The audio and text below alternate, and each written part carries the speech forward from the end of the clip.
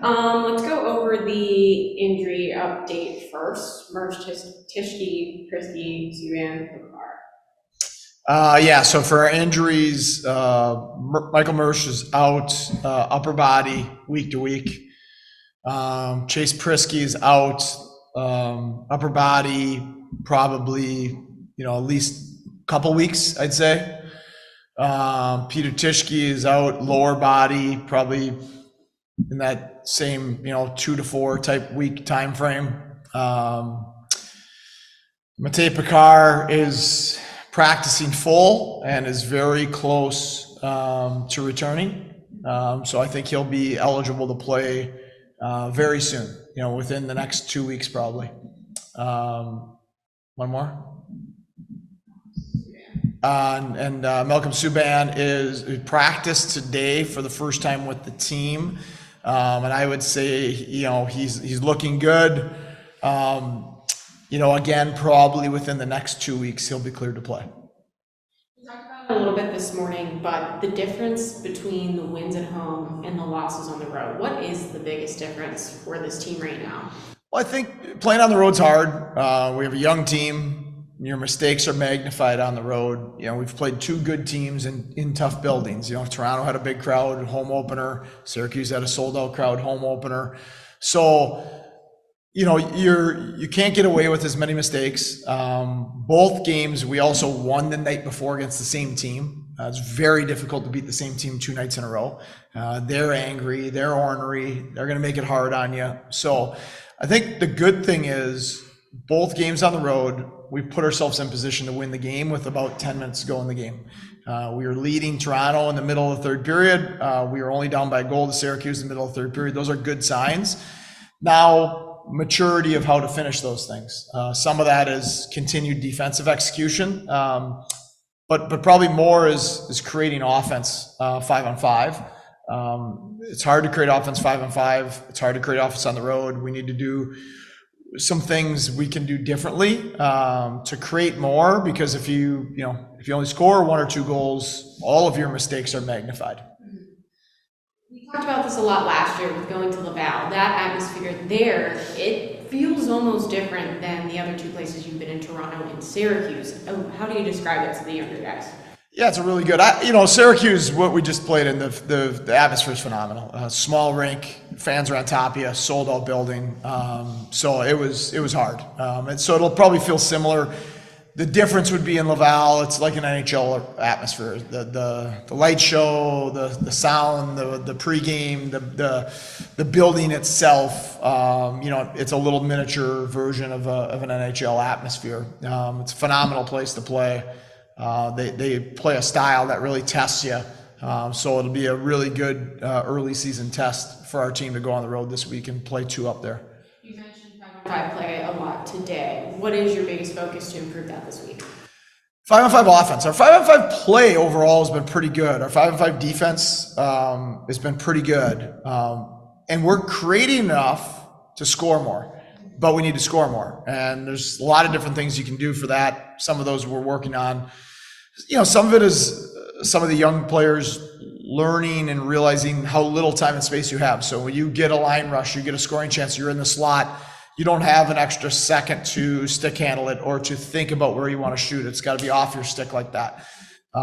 Some of it is we need to get to the net better. We need to be more consistent with our net presence and how hard we make it on our opponent's goaltender to see the puck, because those things create rebounds and not only goals there, but maybe a rebound and more offensive zone possession that creates another chance later on. So, some of those things that we just got to keep working on, keep getting better at. Our expected goals for is analytically is a lot higher right now than our goals for 5-on-5. So we're doing good things to create the chances. We're not capitalizing on those chances for multiple different reasons, and we're just trying to bring that to the guys' attention so we can address that. We talked about defenseman this morning. Berzola will be added to the roster. What does he add? Well, Berzola's physical, competitive, mean defenseman. I mean, we just saw a glimpse of him at Prospects tournament where he took a pretty heavy run at Slavkovsky, who's a monster and is the first overall pick. he's a hard player to play against. He's competitive as heck. He's had a little bit of time in the American League last year in Hartford, so he has a little bit of understanding.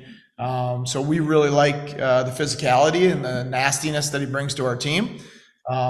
So that's what he's going to add. And obviously, we're also going to have to probably add one or two other defensemen here over the course of the week or so, to make sure that we have enough players and enough depth to withstand not only the injuries we have, but the injuries then Buffalo has up top. So, two of our defensemen are up because of Buffalo injuries, and two of our defensemen are out because of our injuries. So that's testing the depth of our defensive core early in the season.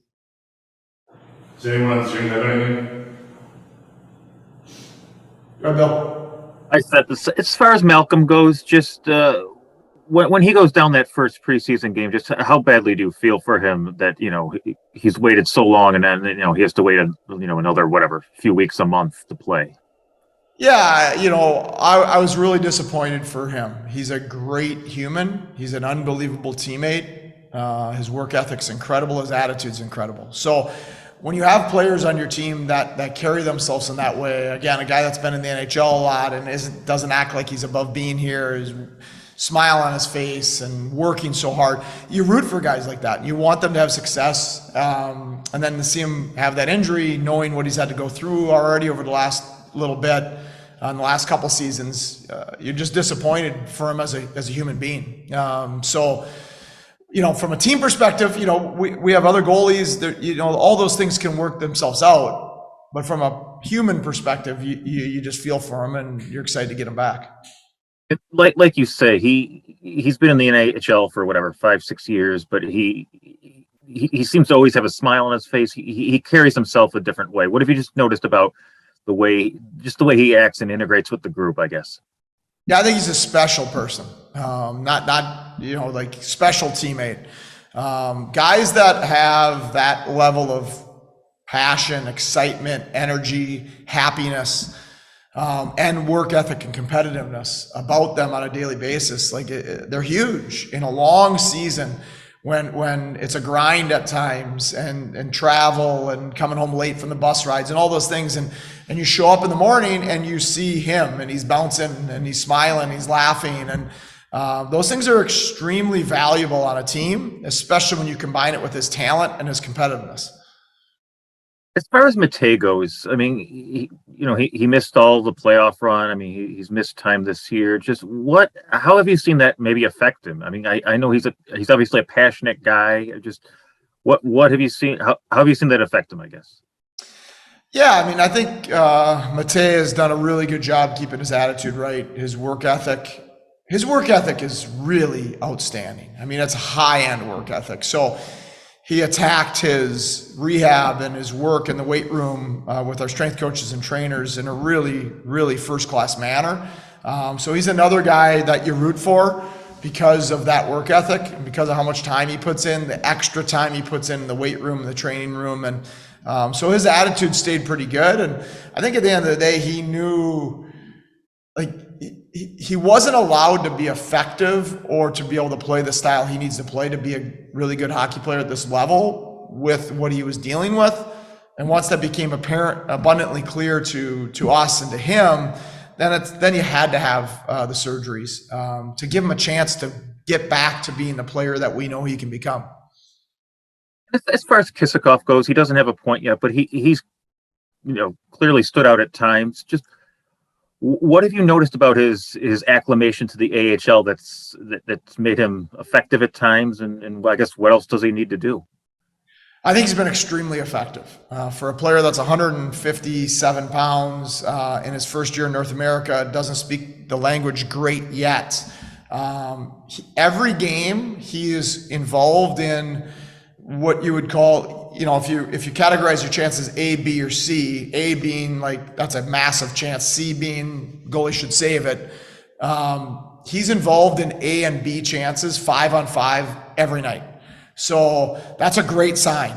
It's one thing if guys don't have any points and they're not involved in the scoring chance sheet.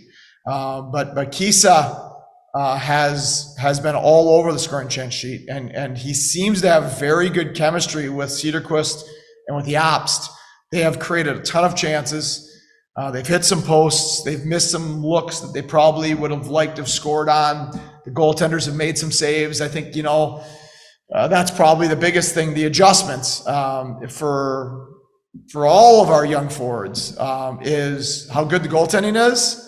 And like we showed some video this morning of us having the puck in the slot, and then you wait a half second longer, and then the defenseman gets his stick in there and it gets blocked, right? And all of a sudden a massive scoring chance goes away. Or you create a massive scoring chance, but the goalie is out and big and you hold it a little too long, you let him get set, and then he makes an easy save. So right now, Kisa has done a really good job acclimating. I think he's playing really good hockey. I trust him. Like, I'm putting that line on the ice in the last 2-3 minutes of games, up by a goal, down by a goal. The fact that, guys like him and Cedarquist are earning that this early in their pro career is a great sign. The offense is going to come for Kisa as long as he keeps working, keeps playing this way, and starts to acclimate to the limited time and space. Thank you, Seth. Thank you. Yeah, Seth, just one for me, thanks. You've referenced analytics a few different times, just today even, without obviously going into any of the specific details. Could you kind of just explain kind of how that's evolved at this level and what goes into it, given that there obviously aren't as many resources as there are in the NHL? Yeah, it's a good question.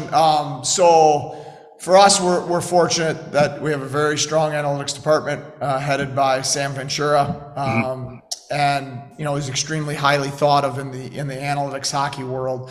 He has people that work with him on our staff. They produce things at the NHL level, but they also produce things for us at the American League level. So we'll get a report from our analytics department post game. I won't go into details of everything that's in there. Sure. But it's an analytics report on the scoring chances and the creation of chances, and where we were weak analytically, where we were strong analytically by team and by individual player. So what it does is it allows us as a coaching staff to kind of vet out what we're seeing with our eye, what we're seeing on video, and make sure it's jiving with what the analytics is seeing how they break the game down. So to me, analytics, and I started using them at the U.S. National Program at a higher level. Analytics they kind of just help reinforce decisions, or they can help steer you in certain areas. A lot of times it's confirming what you already see or believe. Sometimes it can lead you in a different path though as well. But it also is information you can take to the players. When you're trying to convince players of we need to do certain things or they need to do certain things in their own game, you can show it, hey, it's not just us saying this, here's the data to back this information up. So we find it very valuable, and we have a lot of belief in our analytics department.